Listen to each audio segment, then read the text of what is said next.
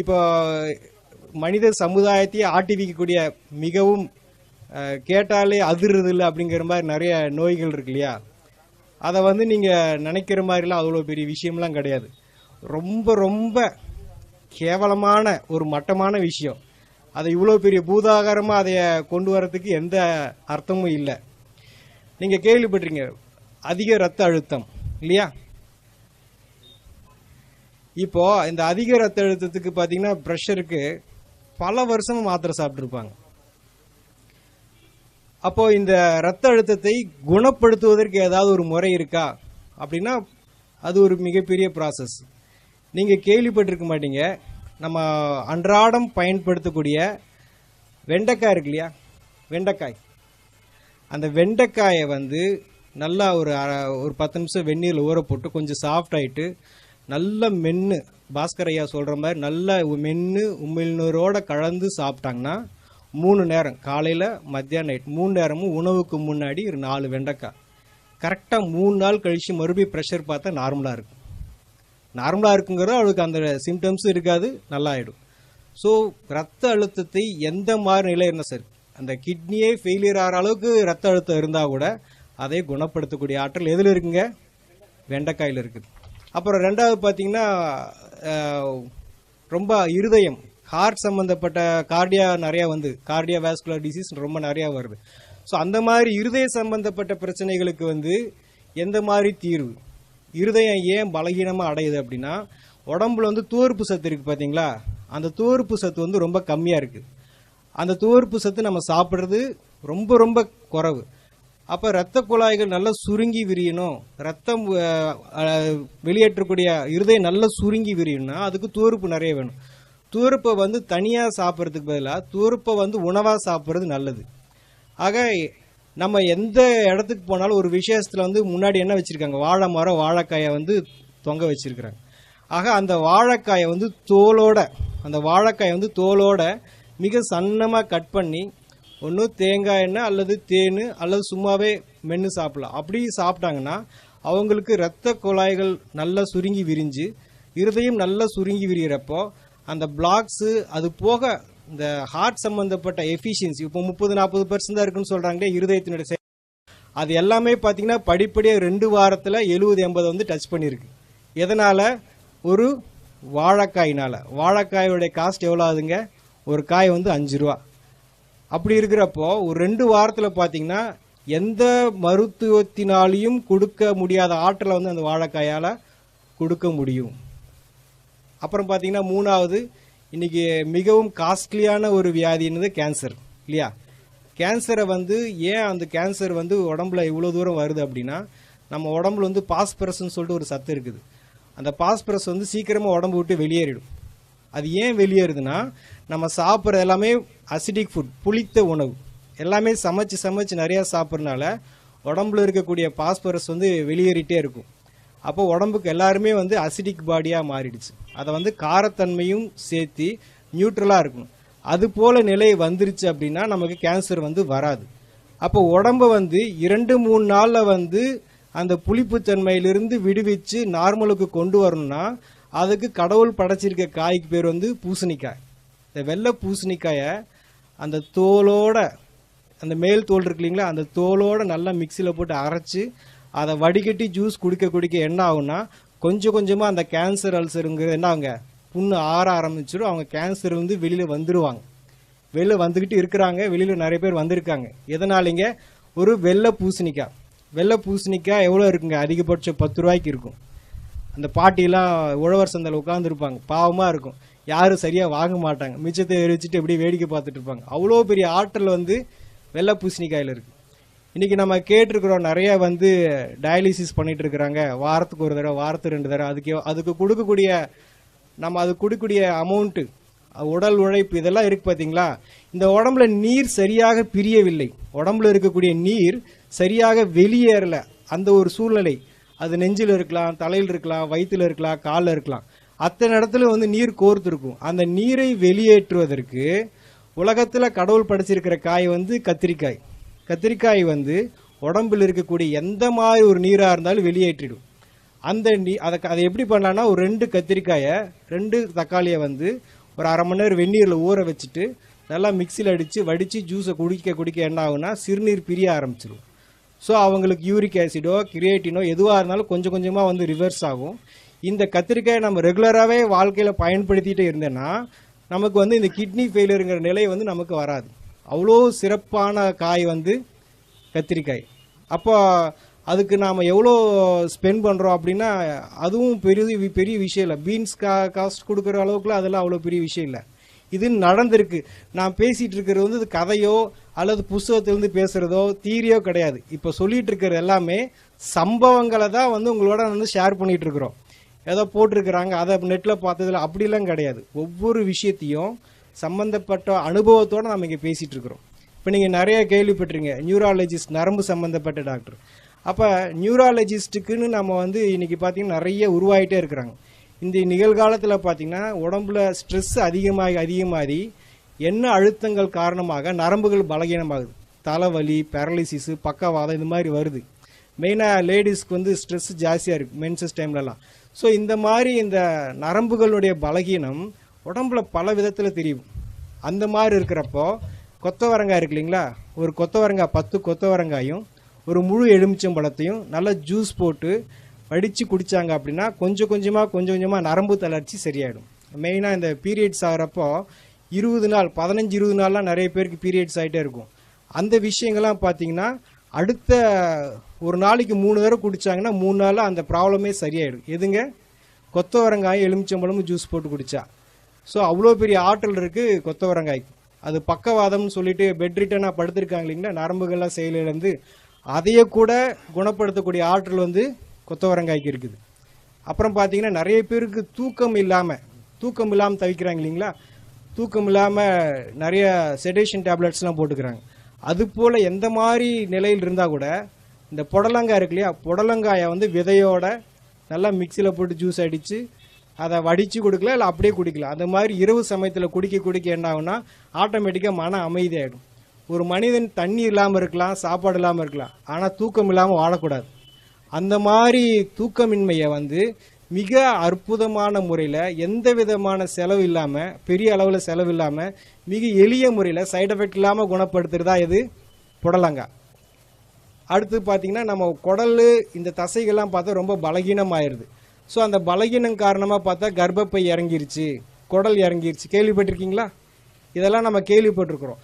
அப்போ அந்த உடம்புல இருக்கிற தசைகள் வந்து ஸ்ட்ரென்த் கிடையாது. இப்போ இந்த ஏதோ ஒரு பொருளை பிடிச்சி தூக்குனா அதுக்கு வந்து பலம் வேணும் இல்லையா, அந்த பலம் இல்லாதனால அதெல்லாம் இறங்குது. ஸோ உடம்பை ஸ்ட்ரென்த் பண்ணுறதுக்கு, தசைகளை ஸ்ட்ரென்த் பண்ணுறதுக்கு என்ன காய்னா அரசாணிக்காய், நம்ம வச்சிருக்கிற மஞ்சள் பூசணிக்காய். இந்த மஞ்சள் பூசணிக்காய் என்ன பண்ணுதுன்னா நம்ம தசைகளுக்கு வலு ஊட்டுது. ஸோ அந்த மஞ்சள் பூசணிக்காயை வந்து சின்னதாக கட் பண்ணி மென்று சாப்பிட்லாம்.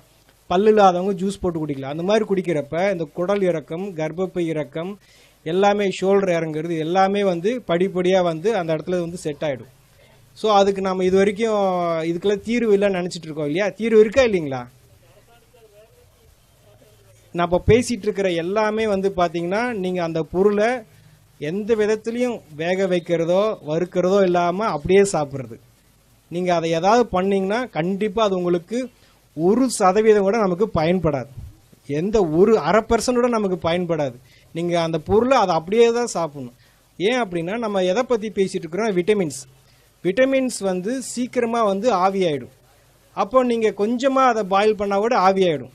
நீங்கள் விரும்பி ருசிக்காக சாப்பிட்லாம், ஆனால் அதுக்கு உங்களுக்கு சுத்தமாக எந்த விதத்துலையும் பயன்படாது. அப்புறம் நம்ம நிறைய கேள்விப்பட்டிருக்கிறோம், என்னது கொலஸ்ட்ரால் அப்படிங்கிறது ஒரு சகஜமாக எல்லாருக்கும் இருக்கக்கூடிய ஒரு விஷயமாயிடுச்சு. இங்கே இருக்கிறவங்களுக்கு எடுத்து பார்த்தா 70%க்கு நெகட்டிவாக தான் கொலஸ்ட்ரால் இருக்கும். ஸோ அந்த கெட்ட கொழுப்பு எப்படி உடம்பு விட்டு நீங்கும் அப்படின்னா, உடம்புல வந்து எந்த மாதிரி கொழுப்பாக இருந்தாலும் அந்த கொழுப்பை வந்து தசையிலிருந்து தோலிருந்து கொஞ்சமாக நீக்கி வெளியே அனுப்புறதுக்கு தான் கோவக்காய் என்ன பண்ணுதுன்னா கொஞ்சமாக அந்த கெட்ட கொழுப்பை உடம்புலேருந்து நீக்கி அந்த ட்ரைக்ளிசரைடு, எல்டிஎல் இதெல்லாம் வந்து கொஞ்சமாக நீக்கி உடம்பு வந்து சுத்தமாக வச்சுக்கும். ஃபேட்டி லிவர்னு சொல்லுவாங்க. அதெல்லாத்தையும் கூட இந்த கோவக்காய் வந்து மிக அற்புதமான முறையில் சரி பண்ணிவிடும். ஸோ கொலஸ்ட்ராலுக்கு ஒரு தீர்வு கிடைச்சிருச்சா. அப்புறம் உடம்புல சொரியாசிஸ் சொல்லுவாங்க இல்லையா, மிக கடுமையான வியாதி, பயங்கரமான தோல் சம்மந்தப்பட்ட பிரச்சனை. அந்த மாதிரி சொரியாசிஸ்க்கு வந்து ட்ரீட்மெண்ட்டில் நிறைய பேருக்கு சர்ஜரி லெவலில் போகிறாங்க. அந்த மாதிரி சர்ஜரியெலாம் இல்லாமல் சாதாரணமான முறையிலே வந்து சரிப்படுத்துறதா வந்து கோவக்காய். கோவக்காய்க்கு மீறின ஒரு பொருள் கிடையாது. இந்த வெள்ளையாக இருக்குல்லையா, ஒயிட்லலாம் வெள்ளையாக பேச்சஸ் வருது. இந்த மாதிரி வெள்ளையாக இருக்கக்கூடிய பேச்சஸ்க்கு கூட இந்த கோவக்காயை சாப்பிட்டு மீண்டும் அந்த கலர் வந்திருக்கு. கோவைக்காய் அதோட கோவை இலை கிடச்சா அதோட ரொம்ப சிறப்பு. சரிங்களா? கொலஸ்ட்ராலுக்கு சரி, இந்த மாதிரி ஸ்கின் ப்ராப்ளத்துக்கு எல்லாத்துக்குமே கோவக்காய் நல்லா கேட்கும். அடுத்து பார்த்தா சுவாசத்தில் நமக்கு வந்து சரியான ஆக்சிஜன் பற்றாக்குறை இருக்கிறனால தான் இந்த ஆஸ்துமா, வீசிங் இதெல்லாம் வருது. ஸோ அந்த மாதிரி சுவாச சம்பந்தப்பட்ட பிரச்சனைக்கு உடம்புல அதிகமான ஆக்சிஜன் பிராணனை கொடுக்கக்கூடியது தான் வந்து முருங்கை இலையை கீரையை ஜூஸ் போட்டு குடிக்கலாம். அல்லது முருங்கை விதை இருக்குது பார்த்தீங்களா, அது முத்துன முருங்கை விதையை வந்து எண்ணெய் பசை இருக்கும், அதை வந்து அப்படியே வாயில் பபுளுக்க மாதிரி சப்பி சாப்பிடணும். இது மாதிரி பண்ணிட்டு வர எப்பேற்பட்ட எவ்வளோ காலமான நீண்ட கிரானிக்காக இருக்கக்கூடிய ஆஸ்துமா, வீசிங் கூட சரியாக முருங்கை கீரையும் முருங்கை விதையும் சேர்க்க சுவாசத்தினுடைய ஃப்ரெஷ்னஸ்.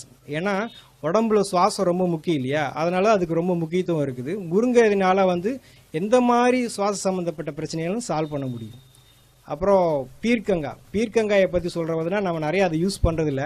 நிறைய பேர் பாவக்காயை வந்து ரொம்ப மதிப்பாக சொல்கிறோம். அது கூட ஒரு மேலே வந்து விஷயந்தான் பீர்க்கங்காயை வந்து தோலோட, அந்த பீர்க்கங்காயோட விசேஷமே தோல் தான். அந்த தோலோட நம்ம வந்து ஜூஸ் போட்டு அல்லது மென்று சாப்பிட்டோம்னா நம்ம உடம்புல பெப்டிக் அல்சர் அப்படின்னு சொல்லிட்டு ஒரு அல்சர் இருக்கும். அந்த அல்சர் வந்து அதிகப்படியாக வந்து உடம்பு எல்லா பக்கமும் வந்து புண்ணாக மாறி அந்த புண்ணு வந்து உடம்பு ஃபுல்லாக பரவும். அப்போ அந்த புண்ணெல்லாம் ஆத்துறதுக்கு உடம்புக்கு என்ன வேணும் அப்படின்னா இந்த பீர்க்கங்காய் ஜூஸ். இந்த பீர்க்கங்காயை வந்து மென்று சாப்பிட ஆட்டோமேட்டிக்காக உடம்புல இருக்கிற புண்ணெல்லாம் ஆறிடும். ஸோ புண்ணு ஆற நம்ம உடம்புல இருக்கக்கூடிய ஹார்மோன்ஸ் எல்லாம் வந்து சரியாக அவங்களுக்கு சுகர் அப்படிங்கிறது கொஞ்சமாக நார்மல் ஆகும். அப்புறம் நீங்கள் பார்க்குறீங்க மூட்டு வலிக்கு வந்து இப்போ என்ன, இடது காலுக்கு ஒரு 2 லட்சம், வலது காலுக்கு ஒரு 2 லட்சம் எடுத்து வச்சுக்கிறாங்க. ஸோ மூட்டு வலி வந்து ரொம்ப அதுவும் காஸ்ட்லி ஆகிடுச்சு. நம்ம உடம்புல நல்ல கொழுப்பு, ஹை டென்சிட்டி லிப்பிட் ப்ரொஃபைல், அது போக உடம்புக்கு வேண்டிய நல்ல எண்ணெய் பசை இருந்ததுன்னா எலும்புகள் வந்து ஸ்ட்ராங்காக இருக்கும். இன்னைக்கு வந்து பார்க்குறாங்க, இப்படி நடந்து போகிறாங்க, சும்மா கீழே படிக்கட்டு விட்டு இறங்குறாங்க, கால் ஃப்ராக்சர் ஆகிடுது. சும்மா ஏறுறாங்க, கீழே விழுந்தாங்க, வண்டி மேலே தான் விழுந்திருக்கு, ஆட்டோமேட்டிக்காக ஏதாவது ஃப்ராக்சர் ஆகிடுது. ஃபுட்பால்லாம் பார்த்தீங்கன்னா அவங்க அப்படி ஓடி போய் திரும்பி குட்டிக்கரணை அடித்து விழுகிறாங்க, அவங்களுக்குலாம் ஒன்றும் ஆகிறதில்ல. நம்ம சும்மா விழுந்தாலே ஏன் ஃப்ராக்சர் ஆகுது? ஸோ அப்போ எலும்புகள் வந்து ரொம்ப பலகீனமாக இருக்குது. இந்த எலும்பை வந்து நல்லா உறுதியாக ஸ்ட்ராங்காக வச்சுக்கிறதுக்கு வந்து தேங்காயில் வந்து முத்துன தேங்காய் இருக்கு இல்லையா, கொப்பரை தேங்காயில் எண்ணெய் பசை இருக்கும், பச்சை தேங்காயில் எண்ணெய் பசை இருக்காது, கம்மியாக இருக்கும். அந்த கொப்பரை தேங்காயை நல்லா வாயில் போட்டு மென்று சாப்பிட்டாங்கன்னா இந்த ஏர் கிராக்கு, ஃப்ராக்சரு, எலும்பு சரியாக கூடலை, இந்த மாதிரி எந்த விஷயமா இருந்தாலும் சீக்கிரமாக கூடிடும். அவங்களுக்கு சர்ஜரி என்பது தேவையில்லை. அப்புறம் பார்த்தீங்கன்னா ரீசெண்டாக பார்த்தீங்கன்னா நிறைய பேருக்கு வந்து இப்போ இருக்கக்கூடிய இளைய தலைமுறை லேடிஸ்க்கு பார்த்தீங்கன்னா தைராய்டு, அது ரொம்ப ஃபேமஸ் ஆகிடுச்சு. யாரை கேட்டாலும் எனக்கு தைராய்டுன்றாங்க. ஆக உடம்புல வந்து ஒரு சுரப்பி ஹார்மோன் வந்து இம்பேலன்ஸ் ஆகுது. அந்த ஹார்மோன் இம்பேலன்ஸுக்கு என்ன காரணம் அப்படின்னா கால்சியம் வந்து சரியான விதத்தில் செயல்பாடு இல்லை அதிகப்படியாக வேலை செய்யுது, இல்லைன்னா குறைய வேலை செய்யுது. இந்த கால்சியத்தை சீரமைக்கக்கூடிய பணியை செய்கிறத யார் அப்படின்னா எலுமிச்சம்பழம். நம்ம நினச்சிட்டு இருக்கோம் எலுமிச்சம்பழம் ஜூஸ் நல்லது அப்படின்னு, கிடையவே கிடையாது. நீங்கள் குடிக்கக்கூடிய அந்த எலுமிச்சம்பழம் ஜூஸ் வந்து சுத்தமாக யாருக்குமே பயன்படாது. எலுமிச்சம்பழம் தோல் இருக்குது பார்த்தீங்களா, அதில் தான் ஊட்டச்சத்து இருக்குது. எலுமிச்சம்பழத்தை தோலோட மிக்சியில் ஜூஸ் போட்டு அடித்து குடிக்கலாம், அல்லது தோலை மட்டும் கொஞ்சமாக வாயில் மென்று சாப்பிட ஹார்மோன் இம்பேலன்ஸ் வந்து சரியாகும். நான் சொல்லியிருந்த எந்த விஷயமும் வந்து நிகழ்காலத்தை நீங்கள் யார் செஞ்சாலும் 100க்கு 100% அது வேலை செய்யும். அது எந்த விதத்திலையும் யாரையும் ஏமாத்தாது. ஆகலாம், பார்க்கலாம், செய்யலாம், நடக்கலாம், அப்படிலாம் எதுவுமே கிடையாது. நீங்கள் செஞ்சு பார்க்கணும். ஆக நாங்கள் என்ன சொல்கிறோன்னா, குணப்படுத்துறதுக்கு நாங்கள் தயார், நீங்கள் குணமாகறதுக்கு நீங்கள் தயாரான்னு கேட்குறோம். ஆக இதெல்லாம் எப்படிங்க பச்சையாக சாப்பிட்றது, எப்படிங்க இவ்வளோ நாளாக சாப்பிட்டு இது பண்ணுறது அப்படின்னா, இப்போ நான் சொல்லிட்டு இருக்கிறீங்களா வெண்டைக்காய், ஒரு 4 வெண்டைக்காயை நீங்கள் சாப்பிட்டுட்டு 4 வெண்டைக்காயை சாப்பிட்டுட்டு அப்புறம் எப்பயும் போல் நீங்கள் சமைச்ச உணவு சாப்பிட்டுக்கோங்க. ஃபஸ்ட்டு 4 வந்து நீங்கள் என்ன உங்கள் உடம்புக்கு என்ன தேவையோ அதை கொடுத்துட்டதுக்கு அப்புறமா உங்களுடைய உணவை செஞ்சிட்டிங்கன்னா உங்கள் உடம்புக்கு என்ன தேவையோ கொடுக்கப்பட்டாச்சு. அதுக்கப்புறமா நீங்கள் வீட்டில் என்ன பழக்கத்தில் பண்ணியிருந்தீங்களோ திருப்பி நீங்கள் எந்த நோயோட பாதிக்கப்பட்டீங்களோ அது திருப்பி டெஸ்ட் பண்ணி பார்த்தா முற்றிலுமாக சரியாக இருக்கும். எல்லா காயை பற்றி சொன்னாலும் ஒரு முக்கியமாக இந்த கொத்தவரங்காயை பற்றி நான் சொல்ல விரும்புகிறேன். என்ன அப்படின்னா, போன வருடம் இந்தியாவிலிருந்து அதிகமாக ஏற்றுமதியான விவசாய பொருள் எதுனா கொத்தவரங்காய். எதுக்கு கை தட்டுறீங்க? எதுக்குன்னே தெரியாது, எதுக்கு கை தட்டுறீங்க? கொத்தவரங்காய் எதுக்கு வாங்கிட்டு போகிறாங்கன்னு தெரியுமா? நம்ம வாங்கலைன்னு தலை தான் குனியணும். ஏன் வாங்குறாங்கன்னு தெரியுமா? அந்த கொத்தவரங்காயில் கிளஸ்டர் பீன் ஆயில் ஒரு எண்ணெய் பசை இருக்குது. கொத்தவரங்காய்க்குள்ளே ஒரு எண்ணெய் பசை இருக்குது. அந்த எண்ணெய் பசை ராக்கெட் லான்ச்சுக்கு யூஸ் பண்ணுறதா அவங்க சொல்கிறாங்க. நான் ராக்கெட் லான்ச் யூஸ் பண்ணுறோம், ஆள் குழாய் குளறுகளுக்கு இந்த எண்ணெய் பசை ரொம்ப முக்கியம் அப்படின்னு சொல்லி சொல்கிறாங்க. ஆனால் ஒரிஜினலாக அது நரம்பு சம்மந்தப்பட்ட எல்லா பிரச்சனையும் சால்வ் பண்ணும். அந்த ஒரு காய் மட்டும் நம்ம எல்லாரும் பயன்படுத்தினோன்னா மொத்த மருத்துவ உலகமே ஸ்தம்பிச்சு போயிடும். அவ்வளோ ஆற்றல் இருக்குது அந்த கொத்தவரங்காய்க்கு. பீரியட்ஸ் ஆகிறப்போ, பீரியட்ஸ் ஆகிறதுக்கு 2 நாள் முன்னாடி, பீரியட்ஸ் ஆகிறதுக்கு பின்னாடி 2 நாள், 5 நாள் கண்டிப்பாக கொத்தவரங்காயை எலுமிச்சம்பழத்தோட ஜூஸ் போட்டு குடித்தாங்கன்னா அவங்களுக்கு இந்த மாதிரி யூட்ரஸ் ஃபைபாய்டு, பிசிஓடி, எந்த பிரச்சனை, பெயின், பேக் பெயின், வயிற்று வலி, தலைவலி, தலை சுற்றுறது, எந்த இது இல்லாமல் சுமூகமாக அந்த நாட்களை எளிமையாக கடந்து போயிடுவாங்க. B12 சொல்லிட்டு ஒரு விட்டமின், அது முருங்கை விதையில அவ்வளோ இருக்குது. அதை விட்டுட்டு எல்லாம் ப்ரொக்கோலியை சாப்பிட்டு இருக்காங்க 200-300 கொடுத்துட்டு. இதை பற்றின எல்லா தகவலும் vegetableclinic.comனு ஒரு வெப்சைட் இருக்குது, அதில் கிடைக்கும்.